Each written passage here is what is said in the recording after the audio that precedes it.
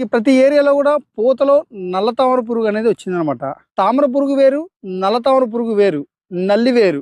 ఏదైతే పూతలో వచ్చిన పురుగు ఉందో ఈ పూతలో వచ్చిన నల్ల తామర పురుగు కూడా తామర పురుగు మందులే కొడుతున్నాం. మరి అయినా కంట్రోల్ అవుతుందా? ఇలా కొసలు మాడిపోతున్నాయి. నల్ల తామర పురుగుకి సొల్యూషన్ ఏంది?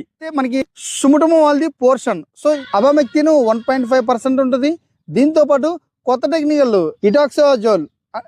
ఇటాక్సోజోల్ దాంతోపాటు అబామెక్టిన్ అంటే 2 టెక్నికల్ ఉంటాయి అన్నమాట. ఇది కొత్త టెక్నికల్. సో ఇదేంటి, మనకి నల్లు జాతులు ఏవైతే ఉన్నాయో గుడ్డు దగ్గర నుంచి నింపు దగ్గర నుంచి వాటి దశలన్నిటిని కంట్రోల్ చేయడానికే ఈ పోర్షన్. అంటే ఇది 250 ml వచ్చేసి 2 ఎకరాలు డోస్. సో వీటితో పాటు ఏంటి, మొక్క ఎలాంటి స్ట్రెస్ ఉన్నా కూడా ఇప్పుడు చూడండి ఇది మొత్తం కూడా ముడుచుకుపోయింది అనమాట. ఈ ఆకులు ఇలా ముడిచిపోవడం వల్ల మొక్క అనేది కొంత ఒత్తిడికి గురైద్ది. ఈ వాతావరణంలో వచ్చిన మార్పులకి వల్ల ఒత్తిడికి గురైద్ది. మొక్కని స్టెబిలైజ్ చేసి మంచి గ్రోతింగ్ రావడానికి సిలిక్జాలు. సో ఇది 1 ఎకరానికి 200 ml.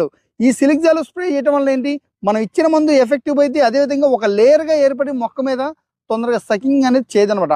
సో ఈ విధంగా మనం ఒక స్ప్రే ఇది చేయటం వల్ల మనకి ఏవైతే పూతలో వచ్చిన పురుగు అదేవిధంగా నల్లులు ఏవైతే ఉన్నాయో అవి మొత్తం కూడా క్లియర్ అయిపోద్ది.